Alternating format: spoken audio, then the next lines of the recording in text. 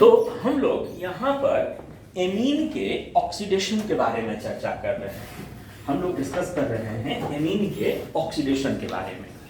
अरे बेटा, एमीन जो होते हैं और वो ऑक्सीडेशन के प्रति काफी संवेदनशील सेंसिटिव होते हैं। यही कारण है कि ऑक्सीडाइजिंग एजेंट चेंज होते ही प्रोडक्ट भी बदलने लगता है। देखो, अगर हम लोग कोई प्राइमरी एमीन ले लें और इसका ऑक्सीडेशन हम लोग करें K-मोनोफोर के साथ, तो K-मोनोफोर या K2Cr2O7 जैसे जो ऑक्सीडाइजिंग एजेंट होंगे वो इनमें डिहाइड्रोजिनेशन करवा देते हैं। यहाँ का एक H और एक H यहाँ का निकाल कर इनको इस तरह के स्पीसीज में बदल देते हैं। और याद है, यह functional group C double bond N, इस फंक्शनल ग्रुप को इमाइन बोलते हैं। ये फंक्शनल ग्रुप इमाइन है। अगर इस कार्बन के पीछे सिर्फ एक अल्काइल ग्रुप हो तो एल्डी इमाइन, अगर दो अल्काइल ग्रुप हो तो केटी इमाइन हो जाता है। तो अगर NH2 ग्रुप प्राइमरी कार्बन से लगा हुआ हो तो एल्डी इमाइन, 2 डिग्री कार्बन से लगा हुआ हो NH2 ग्रुप तो ये केटी इमाइन में ऑक्सीडाइज हो जाता है। अगर ऑक्सीडाइजिंग एजेंट क्या चीज हो, अगर ऑक्सीडाइजिंग एजेंट हमारा K-मोनोफोर हो तो, ऑक्सीडाइजिंग एजेंट अगर K-मोनोफोर हो तो इस तरह का रिएक्शन हो जाता है। ठीक है, अब आइए हम लोग आगे बढ़ते हैं। अब इनका ऑक्सीडेशन अब करवाने जा रहे हैं पर ऑक्सी एसिड के साथ। अरे बेटा, पर ऑक्सी एसिड पहला स्टेप में नाइट्रोजन का एक हाइड्रोजन हटाकर OH जोड़ देगा, उनको हाइड्रोक्सी डेरिवेटिव में बदल देगा।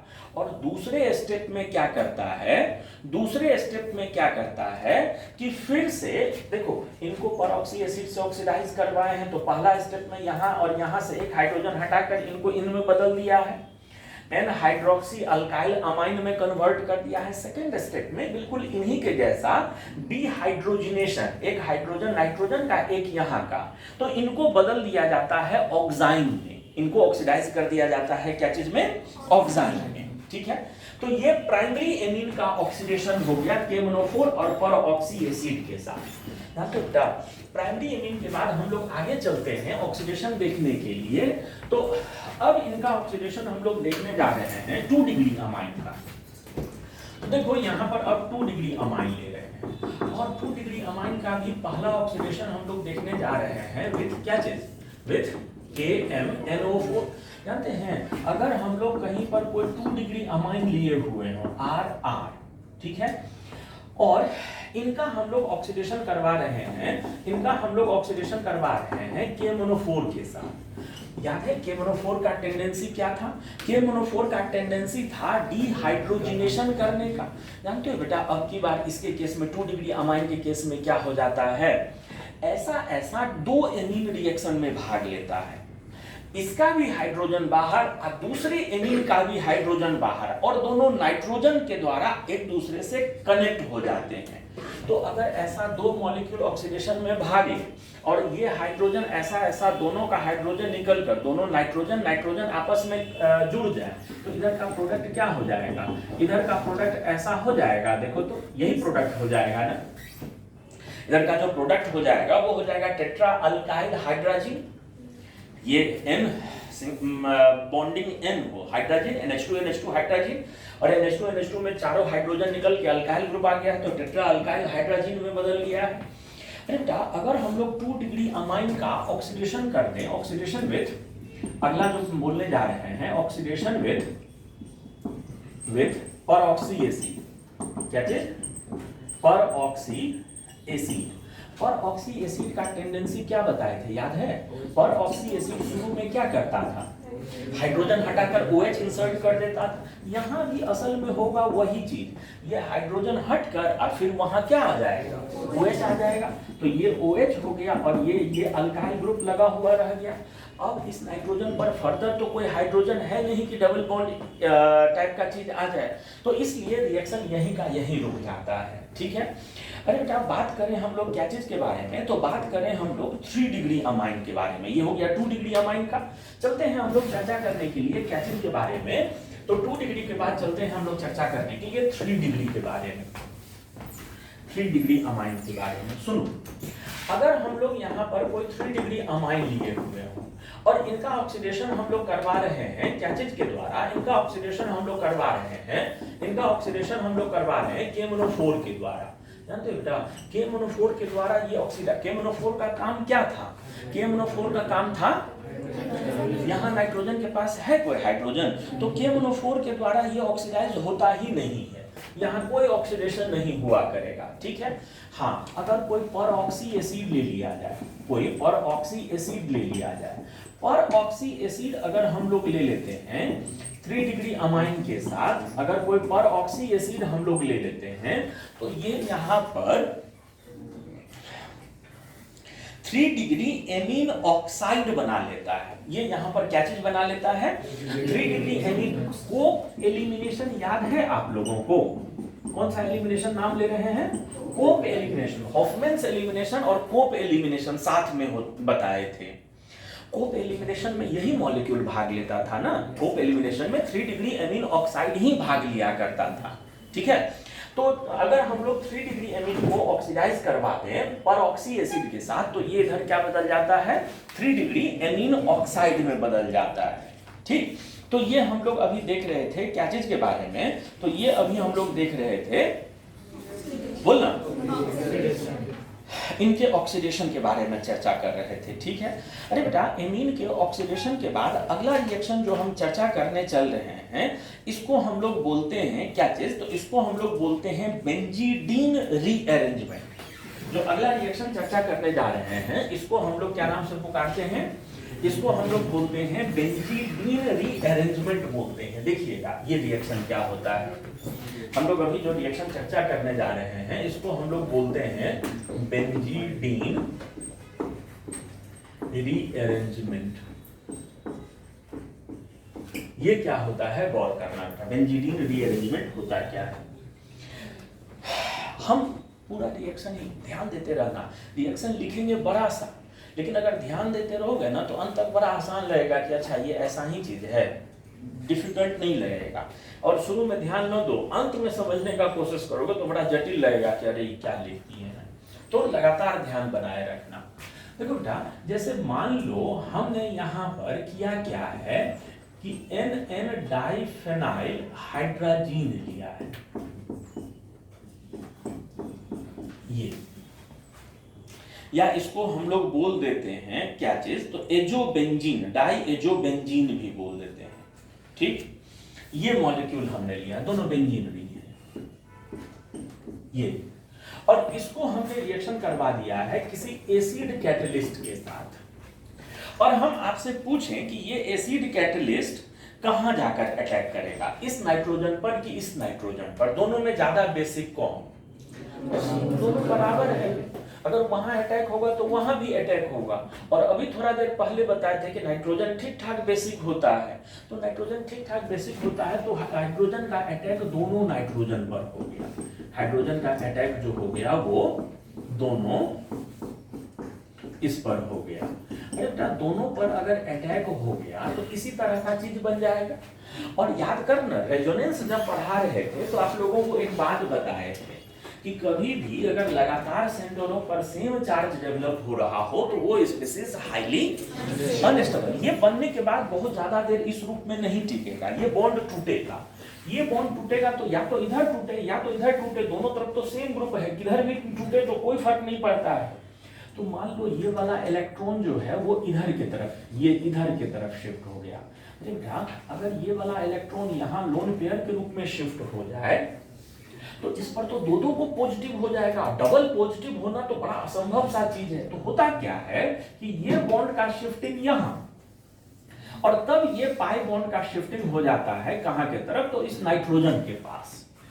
ध्यान दिए क्या हम बोले? ये वाला बॉन्ड नाइट्रोजन के पास लोन पेयर के रूप में, और ये पाई बॉन्ड यहां पर। ये पाई बॉन्ड अगर यहाँ तो यहाँ पर कैसा चार्ज आ जाएगा, यानी इधर का ये दोनों का स्ट्रक्चर जो हो जाएगा वो कैसा कैसा, इथे प्लस, ये डबल बॉन्ड NH2 प्लस, और बाकी के दोनों बॉन्ड अपने जगह स्थिर है। और यहाँ पर वो नाइट्रोजन लोन पेयर के रूप में, यहाँ पर वो नाइट्रोजन क्या चीज के रूप में, और वो लोन पेयर के रूप में अगर है तो प्लस चार्ज खत्म। अब वो लोन पेयर अगर नीचे रेजोनेंस में भाग ले, वह लोन पेयर अगर नीचे रेजोनेंस में भाग ले ले, ये मान लो यहाँ लोन पेयर हो गया ना, और ये पाई बॉन्ड ऐसे ऐसे ऐसे यही चीज बन जाएगा ना। अब ये लोन पेयर तो रेजोनेंस में भाग लेगा ना, अगर ये लोन पेयर रेजोनेंस में भाग लेने लगे तो ये पाई बॉन्ड यहाँ में और ये वाला बॉन्ड कहाँ, यहाँ, और यहाँ पर कैसा चार्ज प्लस। अरे बेटा अब देख, ध्यान दे, अब देखो बात क्या करना हमको, अगर मान लेते हैं ये वाला प्लस आकर यहीं अटैक कर जाए, ये वाला सेंटर यहां आकर क्या कर जाए, अटैक कर जाए, तो यहां पर पहला चीज जो बनेगा वो कैसा दिखेगा, देख तो, ये पहला चीज जो बनेगा ये ऑर्थो से जुड़ा हुआ ये ऐसा चीज, और यहाँ भी एक हाइड्रोजन है, अभी यहाँ भी हाइड्रोजन है, तो दोनों जगह एक एक ये क्या दिखा देते हैं, दोनों जगह एक एक हाइड्रोजन दिखा देते हैं। ऊपर में दोनों में डबल बॉन्ड NH2 है, अब प्लस है, यहाँ भी डबल बॉन्ड NH2 है, और इस नाइट्रोजन पर भी कैसा चार्ज है, प्लस, और बाकी के जो दो बॉन्ड हैं यहाँ भी, अब बाकी के जो दो बॉन्ड हैं वो यहाँ भी एज इट इज हैं, जैसे कि तैसे पड़े हुए हैं, देखो तो यही बन जाएगा इंटरमीडिएट।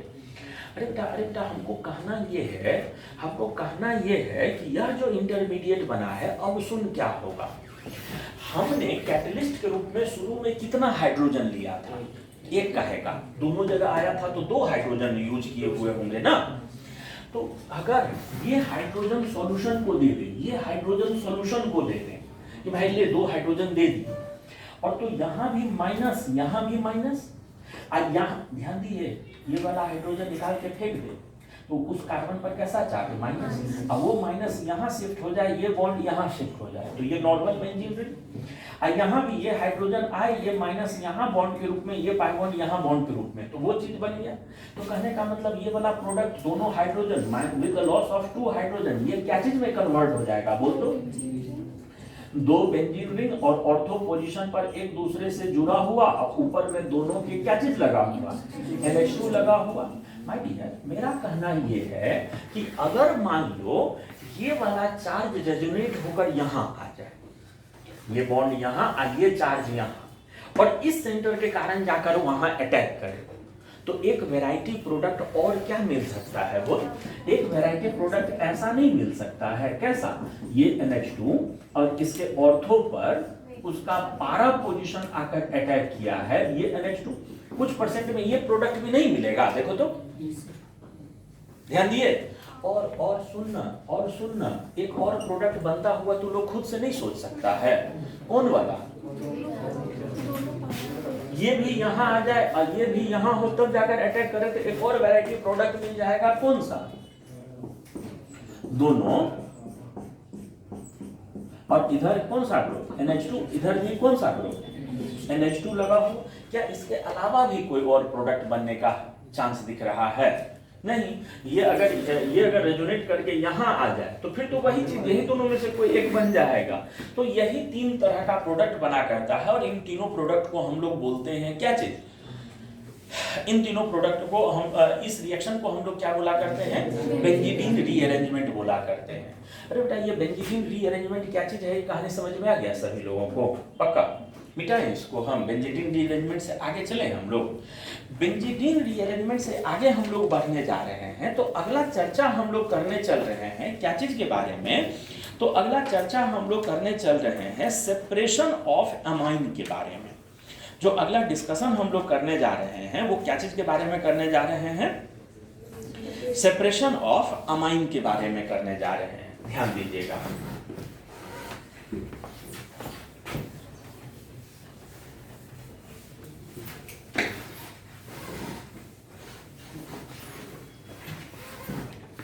देखो हम लोग चर्चा करने जा रहे हैं separation of mixture of amine. आपको याद है मेथड ऑफ प्रिपरेशन, जब हम लोग अमाइन का पढ़ रहे थे, जब हम लोग अमाइन का मेथड ऑफ प्रिपरेशन पढ़ रहे थे, तो उस समय चाहे अल्काइल हैलाइड से बना रहे हो चाहे अल्कोहल से बना रहे हो, दोनों तरीके में मिक्सचर ऑफ अमाइन मिला करता है, दोनों तरीके में क्या मिला करता है, मिक्सचर ऑफ अमाइन मिला। हमको एमीन का लार्ज स्केल प्रिपरेशन उन्हीं तरीकों से करते हैं, अल्काइल हैलाइड से बनाकर करते हैं, ठीक है। अल्कीन मिल जाता है पेट्रोलियम से ढेर मात्रा में, उसको हेलो एसिड से रिएक्शन करवाकर अल्काइल हैलाइड, और उस अल्काइल हैलाइड को अमोनिया से रिएक्शन करवा के एमीन बनाते हैं।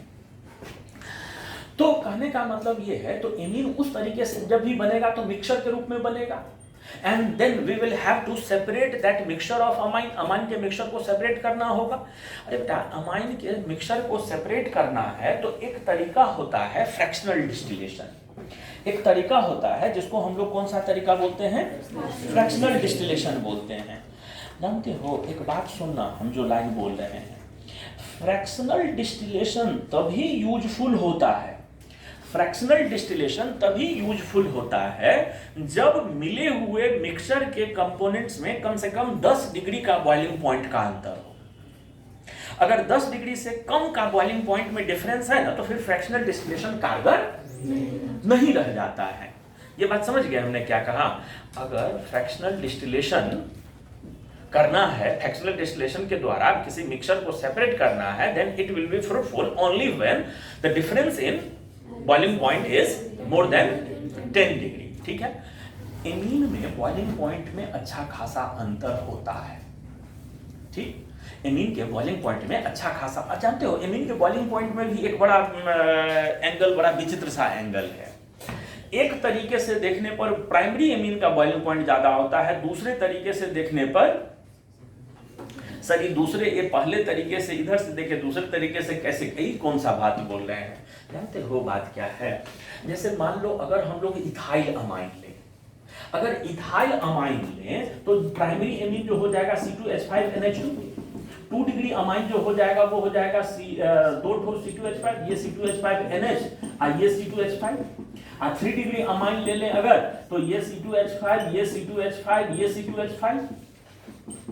ठीक, ये अच्छा। अब सुनो बात क्या है, प्राइमरी एमीन में 2 मॉलिक्यूल में आपस में हाइड्रोजन बॉन्डिंग संभव है, 2-2 हाइड्रोजन बॉन्डिंग संभव है, क्योंकि नाइट्रोजन के पास 2-2 हाइड्रोजन है, तो थ्योरेटिकली बॉइलिंग पॉइंट उसका ज्यादा होना चाहिए।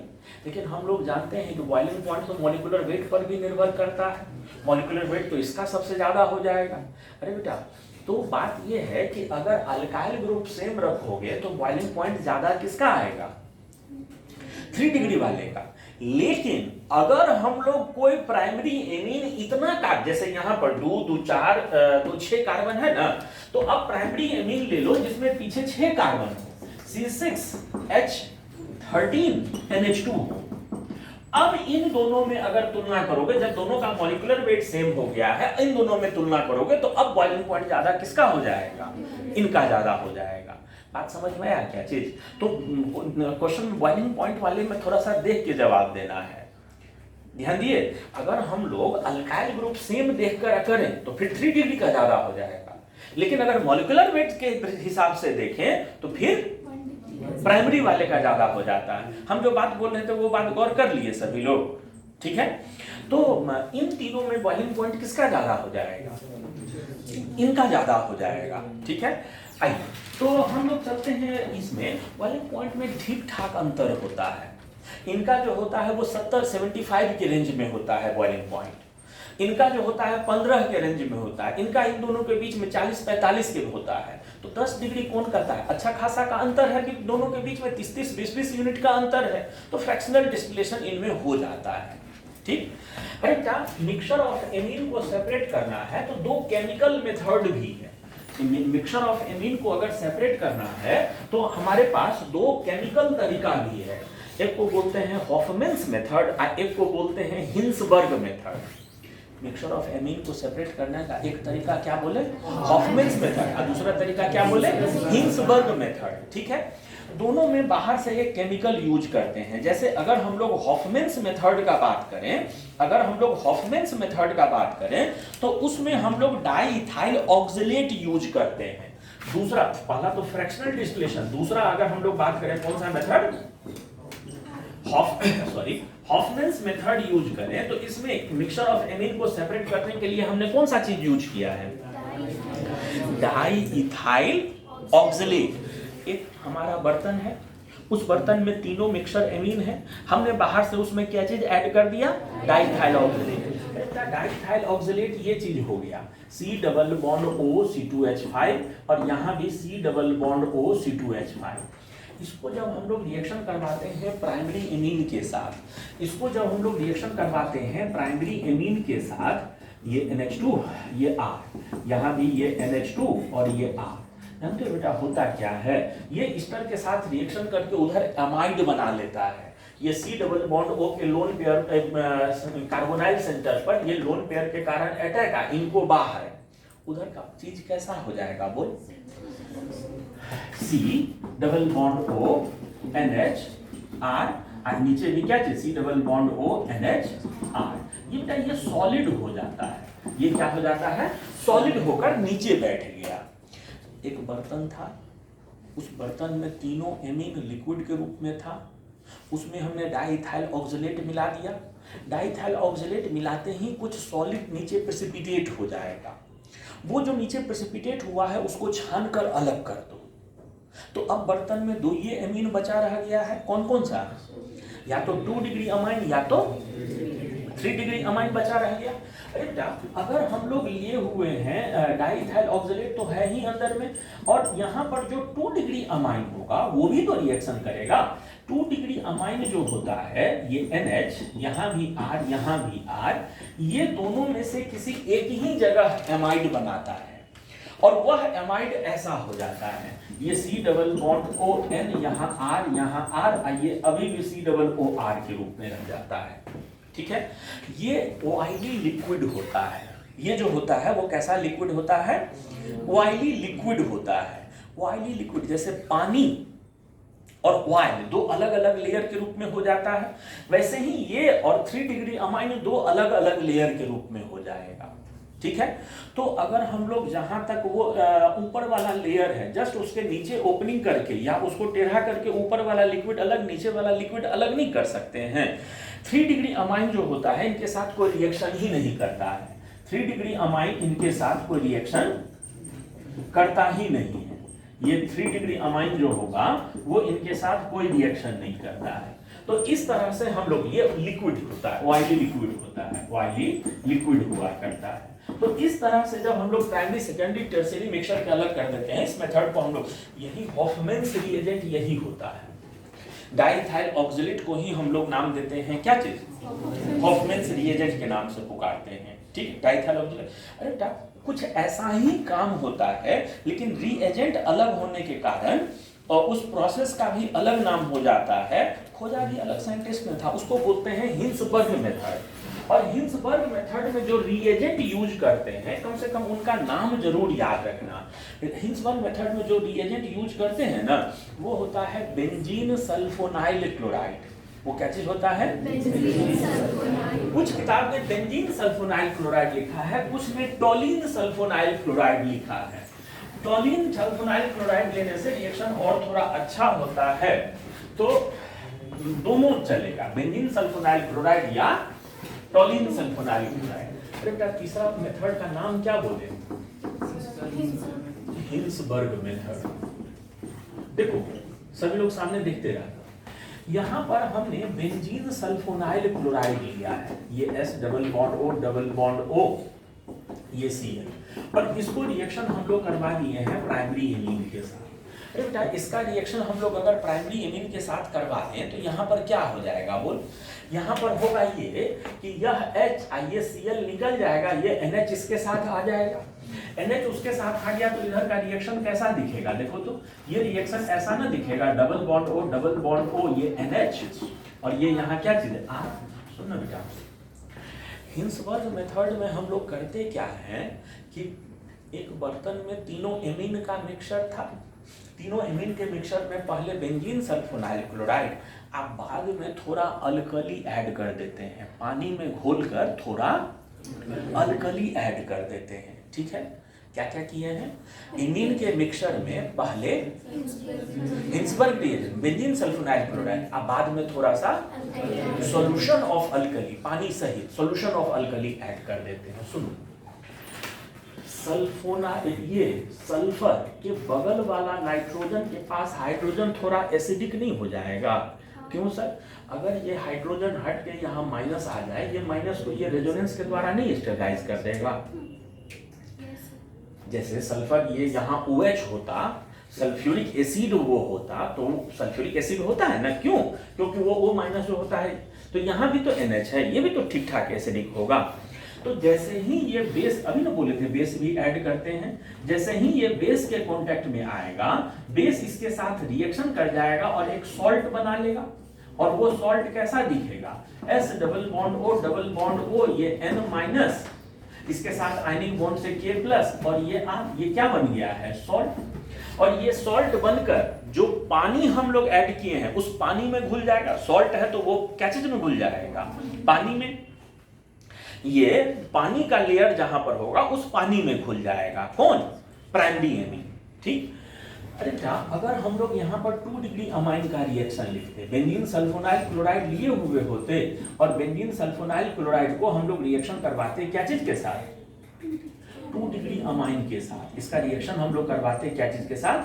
2 डिग्री अमाइन के साथ। तो देखो क्या होता है, पहला स्टेप में क्या होता है, ये हाइड्रोजन, ये क्लोरीन बाहर, नाइट्रोजन उसके साथ लगा हुआ, उधर का प्रोडक्ट क्या हो जाएगा? बोल।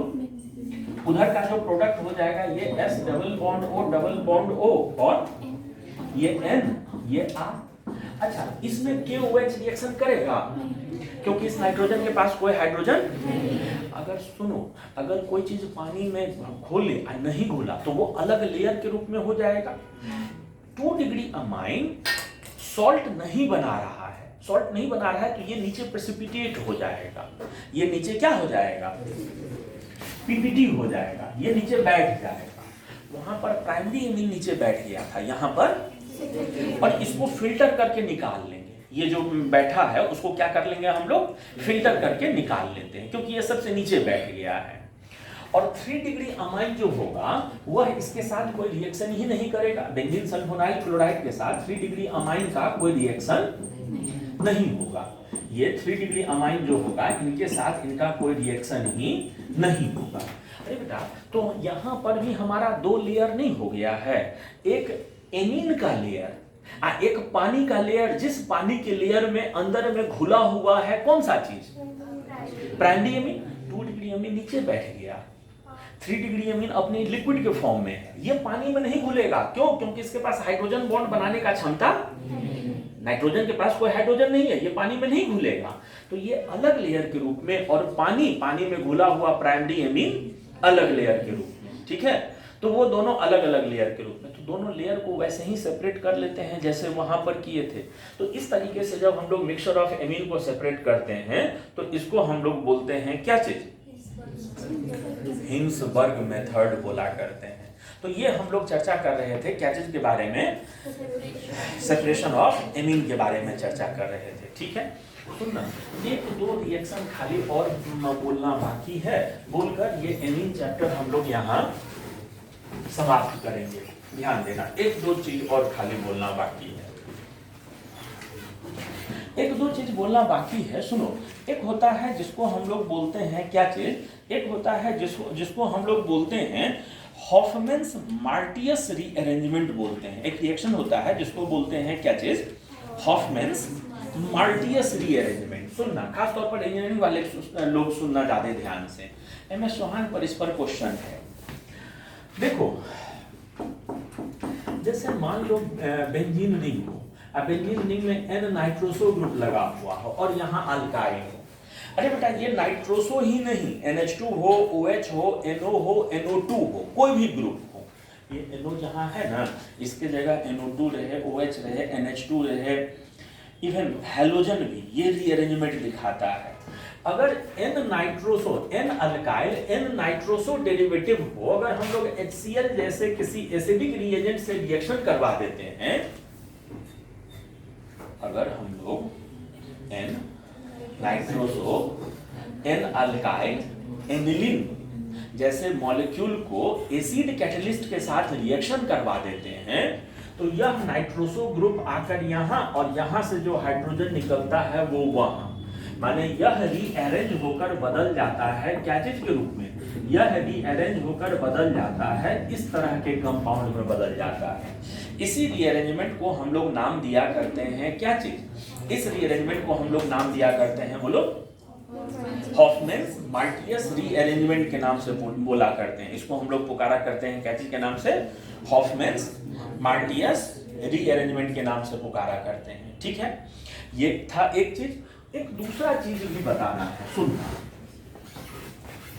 एक दूसरा चीज भी बताना है। जानते हो बेटा, एनिलीन मॉलिक्यूल जो होता है ना, एनिलीन मॉलिक्यूल जो होता है ना, यह ऑक्सीडेशन के प्रति बहुत ज्यादा संवेदनशील है। एमीन ही होता है, तो ये भी एक एमीन है, ऑक्सीडेशन के प्रति बहुत ज्यादा ये होता है, सेंसिटिव होता है।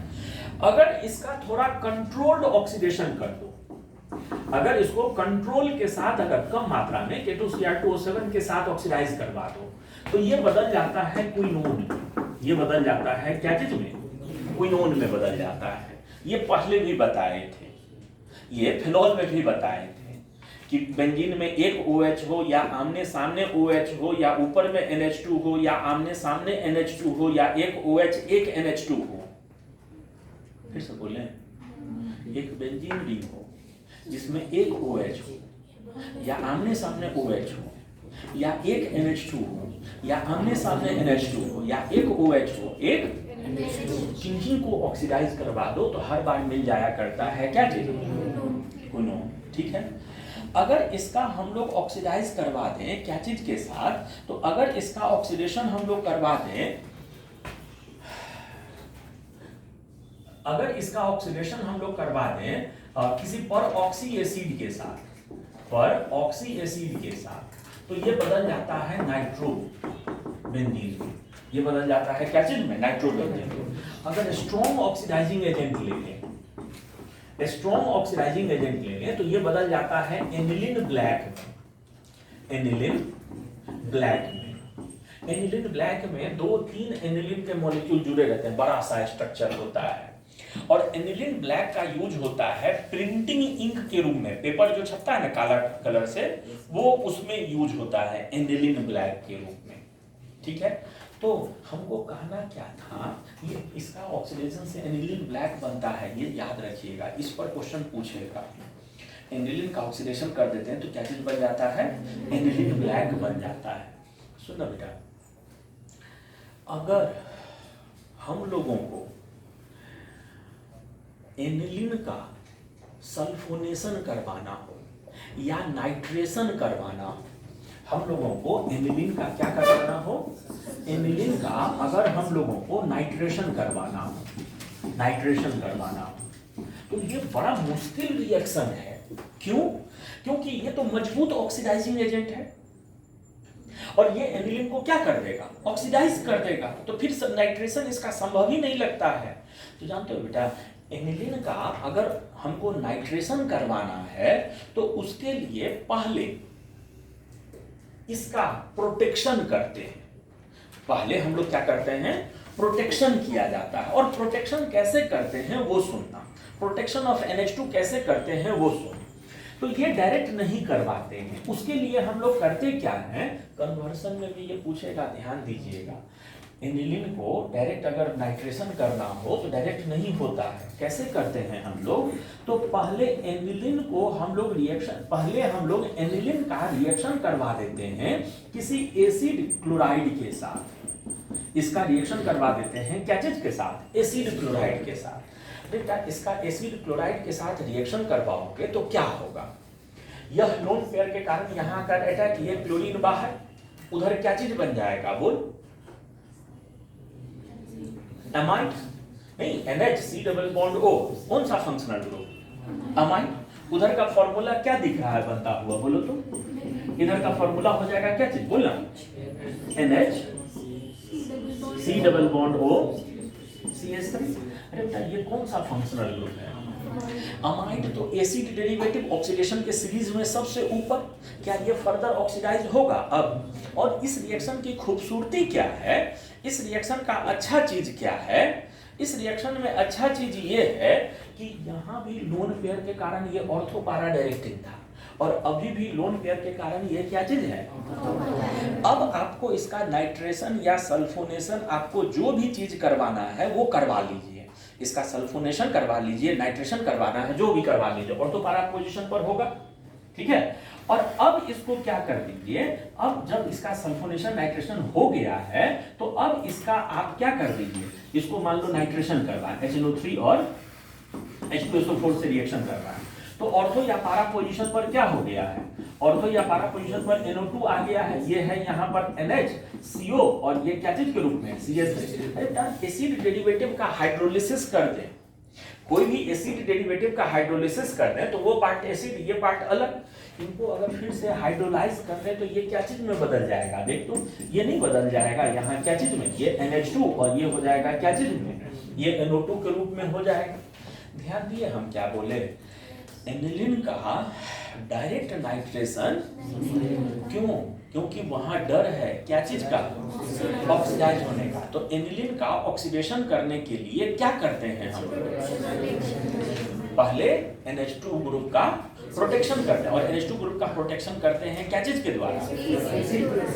अरे बेटा अगर एल्डिहाइड कीटोन का प्रोटेक्शन करना होता था तो क्या यूज करते थे, 1,2 डायोल। एनिलीन का प्रोटेक्शन करना हो तो क्या यूज करते हैं, ये बात समझ में आ गया है पक्का, ठीक है। तो ये हम लोगों का यहाँ पर एनीन टॉपिक भी खत्म हुआ। हाँ, हम लोग अगले लेक्चर में मिलेंगे बायोमोलिक्यूल्स के साथ।